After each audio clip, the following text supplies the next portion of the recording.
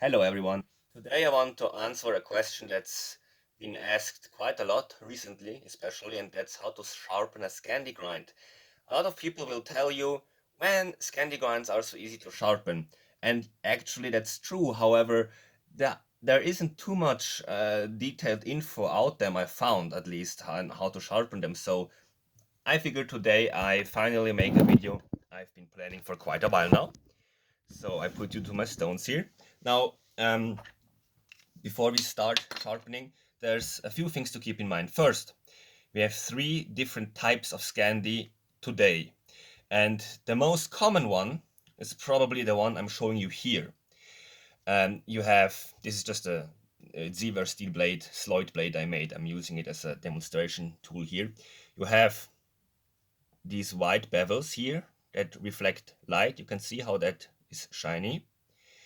And most scandi knives you can buy have what you can see here red, a little micro bevel on there.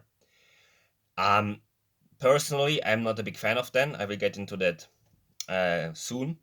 But if you buy a scandi knife, like a Mora knife or a Castrum, basically even custom, most of the scandi knives you buy have what I've marked red here, a tiny secondary bevel, as we call it, or micro bevel. And it's very important you understand this before we start sharpening. If we draw this quickly, we have the edge coming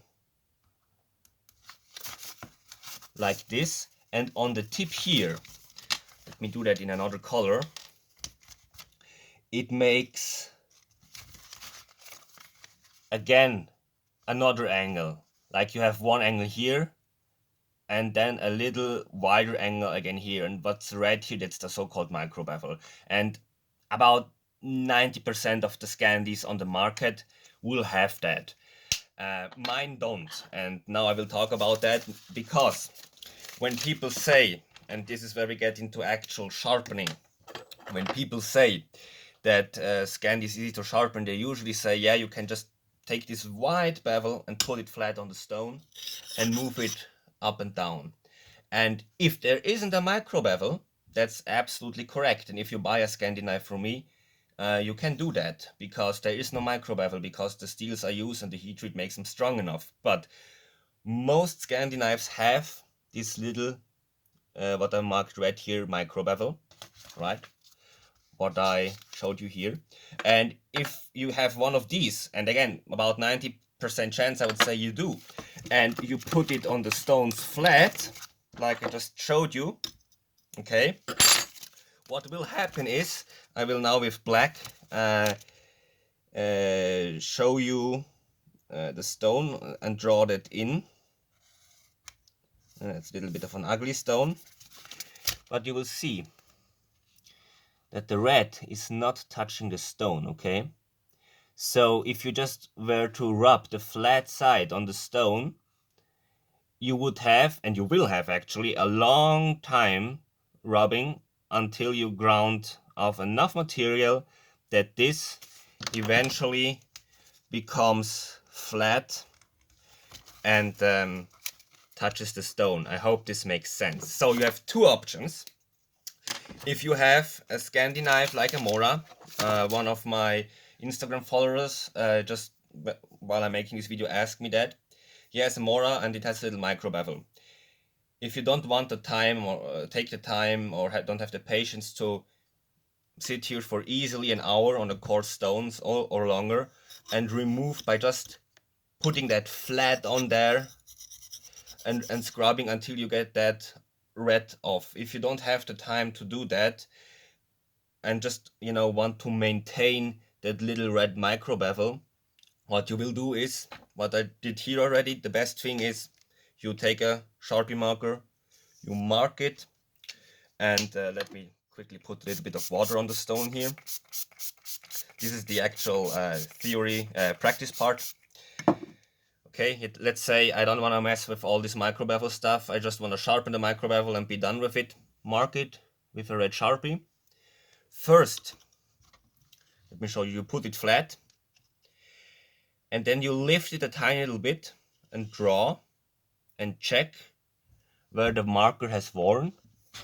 I hope I can get to focus that. Yeah, you can see it has worn here.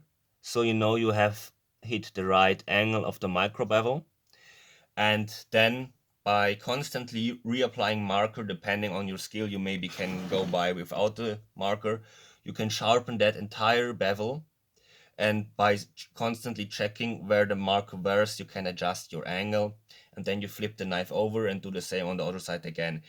I won't go into detail about this because I have an entire video series up on sharpening a small angle like this here is. Okay, this micro bevel is a small angle. I will link the YouTube video series on how to sharpen a small angle like this down in the description of this video. So if you want to resharpen just the small red part here, the micro bevel, which again you will most likely have, go down in the description and watch the video series and apply it to this. However, and this is where I personally think the big strength of the Scandi knife is, if you say, no, I want to remove this micro bevel, or you have a knife, for example for me, which has no micro bevel, then you can sharpen it much easier.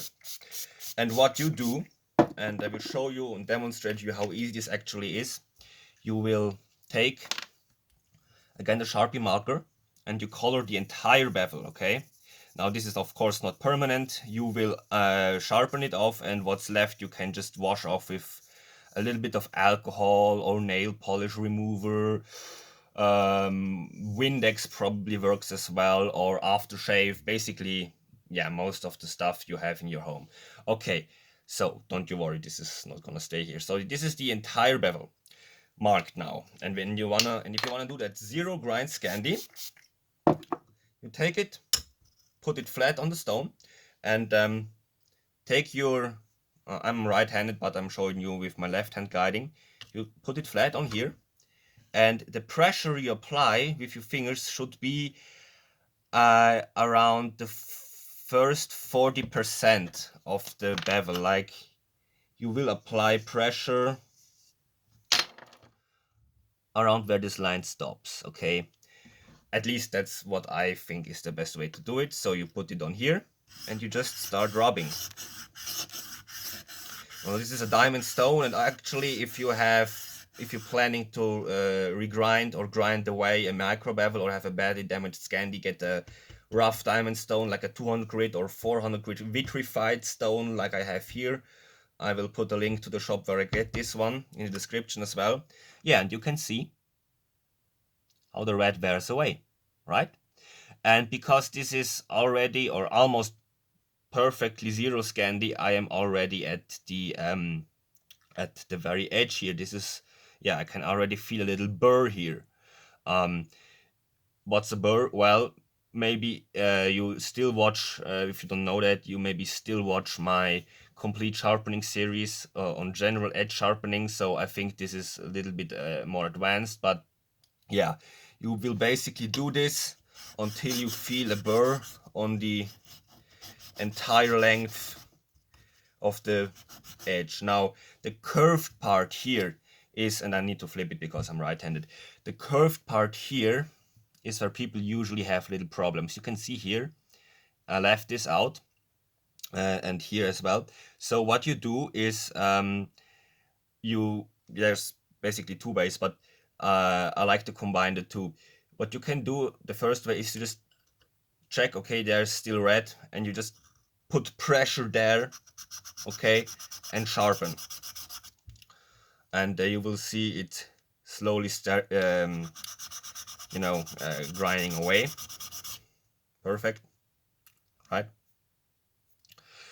But the other way, and especially if you have a Scandi that's a little more curved, this is rather gently curved, you may also want to lift it a little bit here, but still maintain pressure. Some people only lift and don't emphasize a lot of pressure here. That, however, personally I found makes it hard to follow that curvature. So my personal recommendation for you is, when you get to the curved part of the Scandi knife, put your fingers or finger, depending on the blade size, where you want to have steel removed. In this case, of course, where there's still red marker. And then press and see how high this rises. And then try to lock it in place. I'm also using, let me show you this. Yeah, I'm also, like, if you have your arm here, I'm locking, I'm putting this up, okay? I'm locking my arm at the table and I hold this a little bit. You can also put your hand here. So this is, and I form like a guide. It's a little hard to show you on the video, but basically this is more like a guide. This glides in. Okay, you still want to move your hand a little bit, but the main work is done with this hand. And this is just more to help you stay at that tip. And you can see how we are removing the steel. In general, I personally prefer to sit on a table for reasons like this. I can use both my hands. See, it's coming off beautifully. I can use both my hands and I can use the table rest to my advantage. Put your forearm here, especially on that part here, that muscle or whatever you want to call it. I find that quite comfortable. Put a little bit of tension on here, not like crazy. I sometimes I see people like putting crazy amounts of pressure on the stones. Not only is that very fatiguing and leading to worse results, I've actually heard of people getting tendinitis. Let the stones do the work for you guys. This not only goes for scandi, but especially for scandi, because scandi bevels are wide and they spread the pressure out, okay? We probably have seen some Indian magicians videos where they lay down on a bed of nails sticking up.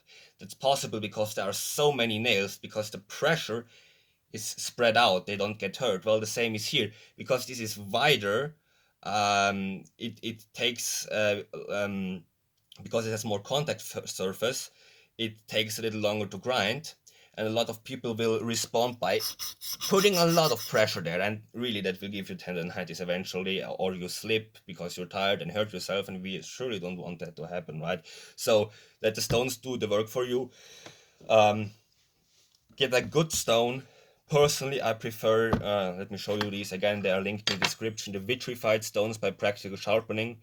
I've not been paid to say this. I bought these stones. I was involved in the development of those, but I had to buy them at a reduced price, but they still cost me a few $100.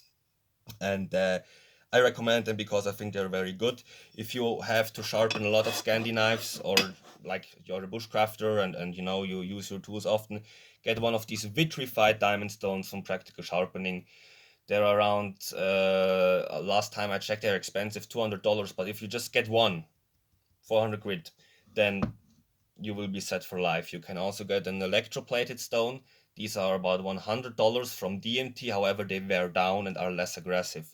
And eventually you will run into the same problem again, that this is taking quite long because the big surface area of the bevel. Just as a quick side note. So let's continue sharpening. I won't go through the entire process, but I just want to show you how we go about the zero scandi. It's very easy because the angle, you can see, it's so easy to hit it. Like, you just put it down here, right? In case you didn't get that, you just put it down here and press, and yeah, you see, you can do this with one hand. You hit it automatically every time. So that's the beauty about a zero scandi grind. Again, if we had a micro bevel here, remember that red line would have to lift it, and then always try to match that tiny angle, which again is laid out in the video, video series about sharpening below. So now that we have removed, oh, there's a little bit left, and this is why I still like the Sharpie trick, even though, as I would say, yeah, don't stab yourself, as an experienced sharpener, I like the Sharpie trick because, and nothing happened, it's just like a little poke. I like the Sharpie trick because you will still see sometimes that you make mistakes you wouldn't have seen if you weren't using, like, the Sharpie. So this is something I really recommend even the experienced sharpener to do, especially on a scandi grind, which again, you have these big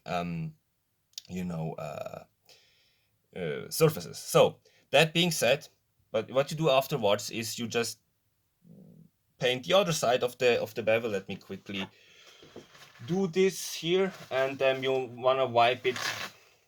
You wanna wipe it clean so the Sharpie marker sticks properly. Okay, we're just gonna quickly cover that, right? And then it's the same thing again. And then you do this. I like to do it 2 times per side. And once you have done it 2 times per side, okay, I mean, okay, 2 times per side. Usually, if I start with an edge that is a scandi to 0 already, like this one, 2 times per side will do it to, have a little burr. And once you have that, again, if you want to see how burr removal works, the other video, you take off the burr a little bit, either on a stropping ladder or by just putting very gently pressure on there, and remove that burr, and then move to your next stones, and then the next stone, and the next stone, how much you have or want to use, until you're satisfied with the sharpness results. And there is also a convex grind scandi, but I don't want to touch that here. This video is already quite long, so I hope that helped you if you were struggling to get the scandi grind sharp or maintain it. And if you have any questions, please comment them down below. And thank you for watching. Bye.